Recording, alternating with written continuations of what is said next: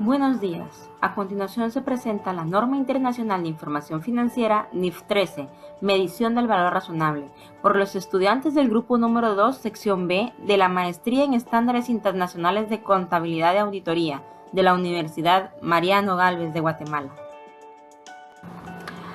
Podemos comenzar por el objetivo. Es estimar el precio de venta del activo o valor por transferir un pasivo entre participantes en un mercado en una fecha acordada.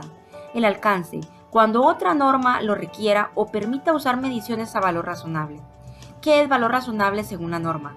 Es el precio que sería recibido por vender un activo o pagado por transferir un pasivo en una transacción que se dé ordenada entre participantes de mercado en una fecha acordada. Da también algunas características, dentro de las cuales están: el valor razonable es un precio corriente, no es un precio forzado, es un precio formado entre participantes conocedores e interesados de la transacción. Así también se forma para un elemento independiente o para elementos en su conjunto, y es un precio que se mide, no se estima ni se calcula.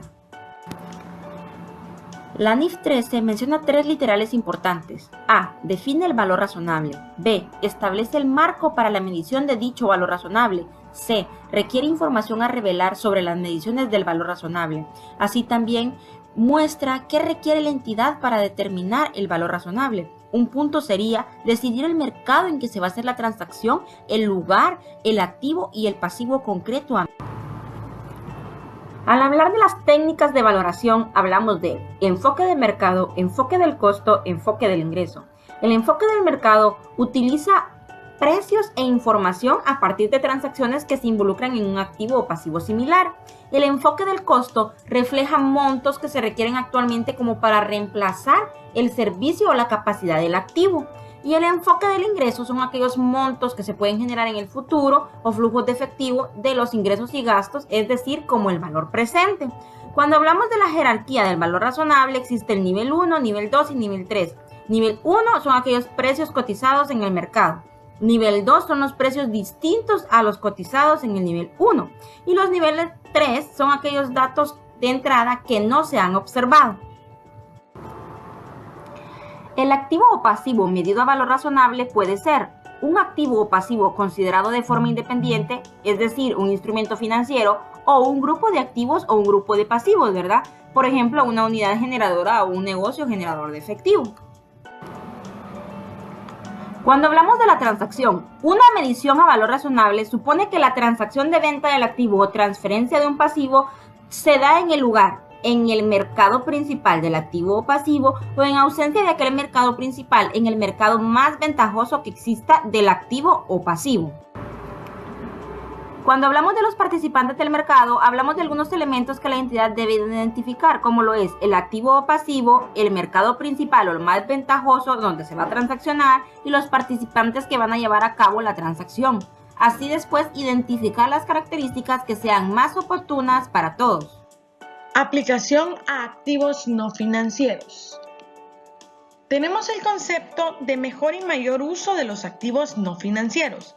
Estos tienen en cuenta la habilidad de un participante en el mercado para generar beneficios económicos mediante el activo en su mejor y mayor uso, o mediante la venta del mismo a otro participante en el mercado, incluso cuando la entidad tiene la intención de hacer un uso diferente.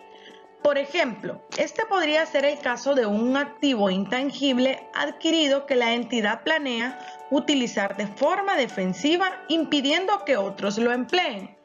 ¿Esto a qué se refiere? Supongamos que se tiene un intangible por una marca y la empresa A compra esa marca, pero no para sus operaciones comerciales, sino con fines defensivos, para que su competencia no la compre y la use en contra de ella.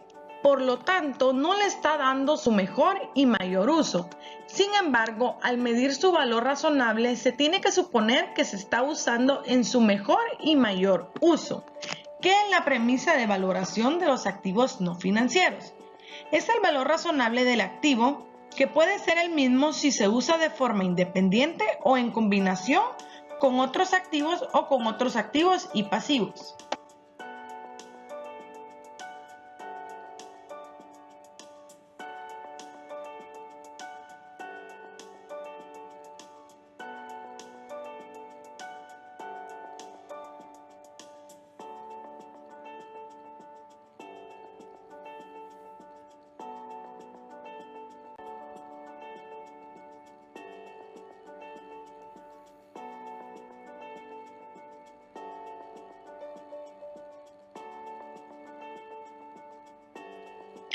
Aplicación a los pasivos y a los instrumentos de patrimonio propio de una entidad.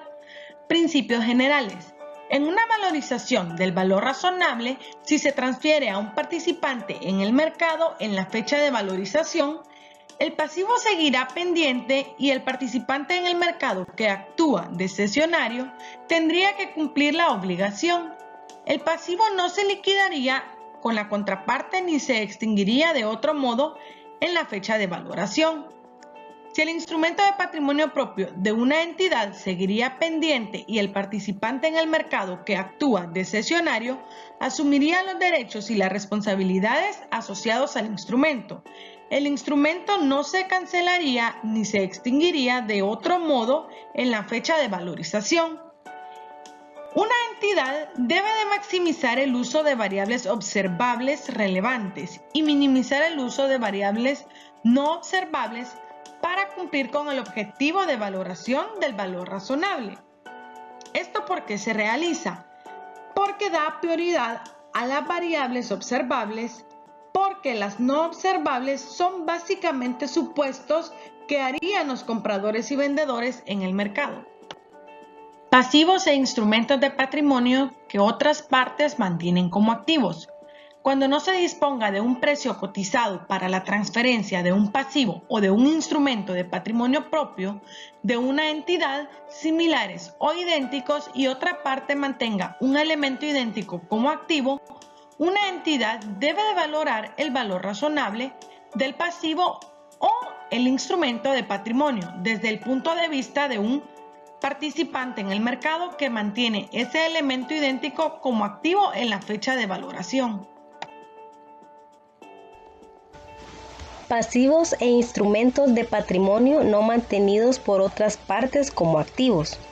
Cuando un precio cotizado para la transferencia de un pasivo idéntico o similar o un instrumento de patrimonio propio de la entidad no esté disponible y la partida idéntica no se mantiene por otra parte como un activo, una entidad medirá el valor razonable del pasivo o instrumento de patrimonio utilizando una técnica de valoración desde la perspectiva de un participante de mercado que debe el pasivo o ha emitido el derecho sobre el patrimonio. Como por ejemplo tenemos la salida del efectivo futuras en las que un participante de mercado esperaría incurrir para satisfacer la obligación. Riesgo de incumplimiento. El valor razonable de un pasivo refleja el efecto de riesgo de incumplimiento. El riesgo de incumplimiento incluye, pero puede no limitarse al riesgo de crédito propio de una entidad, como se define en la Norma Internacional de Información Financiera 7, el cual se refiere a los instrumentos financieros. El riesgo de incumplimiento se supone que es el mismo antes y después de la transferencia del pasivo. Restricción que impide la transferencia de un pasivo o de un instrumento de patrimonio propio de una entidad. El efecto de una restricción que impide la transferencia de un pasivo o un instrumento de patrimonio propio de una entidad está incluido implícita o explícitamente en los otros datos de entrada de la medición del valor razonable. Aplicación a activos financieros y pasivos financieros con posiciones compensadas en riesgos de mercado o riesgos de crédito de la contraparte. Una entidad que mantiene un grupo de activos financieros y pasivos financieros está expuesto a riesgos de mercado y al riesgo de crédito de cada una de las contrapartes. Si la entidad gestiona ese grupo de activos financieros y pasivos financieros sobre la base de su exposición neta, los riesgos de mercado o al riesgo de crédito, se permite a la entidad aplicar a excepción a esta NIF para medir el valor razonable. Técnicas de valoración. Una entidad utilizará las técnicas de valoración que sean apropiadas a las circunstancias y sobre las cuales existan datos suficientes disponibles para medir el valor razonable. maximizando el uso de datos de entrada observables relevantes y minimizando el uso de datos de entrada no observables. Una técnica de valoración que es la más conocida es la técnica del valor presente. Pero ¿qué necesito yo para entender el valor presente? Necesito un flujo en el tiempo. Y otra de las cosas que necesito es una tasa de interés para atraerlo al valor presente. Según la norma, existen 3 técnicas de valoración ampliamente utilizadas, las cuales son el enfoque de mercado, el enfoque del costo y el enfoque del ingreso. El enfoque del mercado es el precio al que se cotiza el bien. Algunas técnicas de valoración coherentes con el enfoque de mercado son múltiplos de mercado, que también incluye una matriz de fijación de precios. Estas técnicas, los múltiplos de mercado y la matriz de fijación de precios, son técnicas financieras, matemática financiera. Enfoque del costo, a menudo conocido como costo de reposición corriente. Según la norma, este método refleja el importe que se requeriría en el momento presente para sustituir la capacidad de servicio de un activo. El enfoque del ingreso. Este enfoque convierte importes futuros en un importe presente único, como por ejemplo, flujos de efectivo o ingresos y gastos a valor descontado, que esto sería la técnica de valor presente. Esta técnica refleja las expectativas del mercado presente sobre esos importes futuros. ¿Y cuáles son esos modelos más utilizados? Los modelos más utilizados son la técnica del valor presente, modelo de fijación de precios de opciones, la cual utiliza la fórmula Black-Scholes-Merton o un modelo binomial. Para explicar un poquito, una opción es un derivado.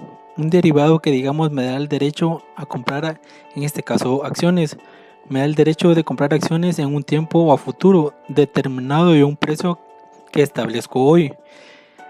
Entonces, este derecho que tengo de comprar esas acciones a un precio preestablecido, por decir a 180 días, a un año, es el plazo en el que ejecuto yo la opción. Ese derecho tiene un valor, este contrato tiene un valor, y ese valor, si no me lo da el mercado, lo tengo que calcular con algún modelo, y los modelos más utilizados son el modelo Black-Scholes-Merton y el modelo binomial. Estos son modelos matemáticos que tienen una serie de fórmulas. El otro modelo es el método del exceso de ganancias. De estos modelos, el más conocido, el más familiar, es el de las técnicas del valor presente. Jerarquía del valor razonable. Para incrementar la coherencia y comparabilidad de las mediciones del valor razonable, así como las revelaciones, la NIF 13 establece una jerarquía del valor razonable que clasifica en 3 niveles los datos de entrada de técnicas de valoración utilizadas para medir el valor razonable: datos de entrada de nivel 1, datos de entrada de nivel 2 y datos de entrada de nivel 3. La jerarquía del valor razonable concede la prioridad más alta a los precios cotizados sin ajustar en mercados activos para activos y pasivos idénticos, datos de entrada nivel 1, y la prioridad más baja a los datos de entrada no observables, dato de entrada nivel 3. Jerarquía del valor razonable nivel 1.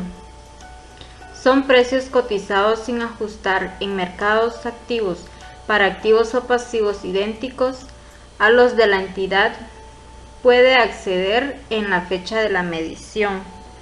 Un precio cotizado en un mercado activo proporciona las evidencias más fiables del valor razonable y se utilizará sin ajuste para medir el valor razonable siempre que estén disponibles. Jerarquía del valor razonable de nivel 2. Son precios distintos de los precios cotizados incluidos en el nivel 1, que son observables para los activos o pasivos, directa o indirectamente, si el activo o el pasivo tiene una condición especificada contractual. Un dato de entrada nivel 2 debe ser observable para cumplir sustancialmente con la condición completa del activo o pasivo. Los datos de entrada de nivel 2 incluyen los siguientes elementos: precios cotizados para activos o pasivos similares en mercados activos, precios cotizados para activos o pasivos idénticos o similares en mercados que no son activos, datos de entrada distintos de los precios cotizados que son observables para el activo o pasivo, por ejemplo, tasa de interés y curvas de rendimiento observables en intervalos cotizados comúnmente, volatilidades implícitas y diferenciales de crédito. También los datos de entrada corroborados por el mercado. Jerarquía del valor razonable de nivel 3. Son datos de entrada no observables para el activo o pasivo. Estos se utilizarán para medir el valor razonable en la medida en que estos datos de entrada observables relevantes no estén disponibles, teniéndolos en cuenta de ese modo situaciones en las que existen pocas, si alguna, actividades de mercado para el activo o pasivo en la fecha de la medición. Sin embargo, el objetivo de la medición del valor razonable es el mismo, es decir, un precio de salida en la fecha de la medición desde la perspectiva de un participante de mercado que mantiene el activo o debe el pasivo. Por ello, los datos de entrada no observables reflejan los supuestos que los participantes que los utilizarían al fijar el precio del activo o pasivo, incluyendo los supuestos sobre el riesgo. Por último, tenemos la información a revelar.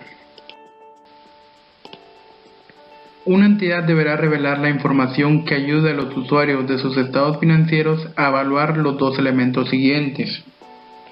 Para activos y pasivos que se miden a valor razonable sobre una base recurrente o no recurrente, las técnicas de valoración y los datos de entrada usados para desarrollar esas mediciones. Y para mediciones de valor razonable recurrentes utilizando datos de entrada no observables, el efecto de las mediciones sobre el resultado del periodo y otro resultado integral para el periodo.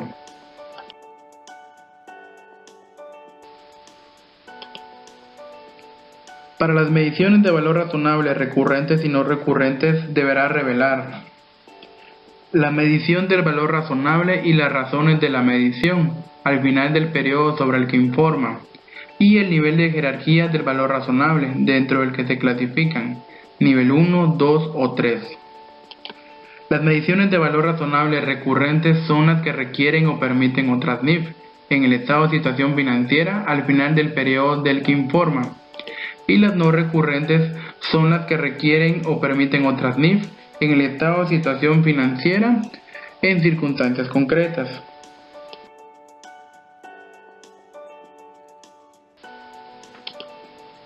Para los activos y pasivos mantenidos al final del periodo que se miden a valor razonable sobre una base recurrente, deberá revelar los importes de transferencia entre el nivel 1 y 2, además las razones de esas transferencias y la política de la entidad para determinar cuándo han tenido lugar esas transferencias.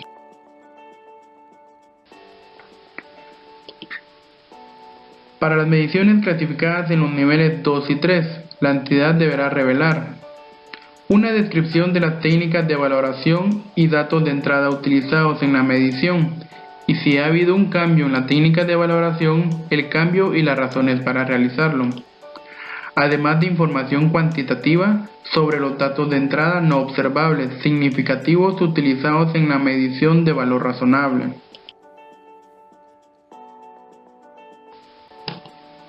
Para las mediciones clasificadas en el nivel 3, la entidad deberá revelar una conciliación de los saldos de apertura con los saldos de cierre, revelando por separado las ganancias o pérdidas totales del periodo y las partidas del resultado del periodo en que se reconocen, las ganancias o pérdidas totales del periodo y las partidas del otro resultado integral en las que se reconocen, las compras, ventas, emisiones y liquidaciones, los importes, razones de transferencia hacia o desde el nivel 3, además de las políticas de la entidad.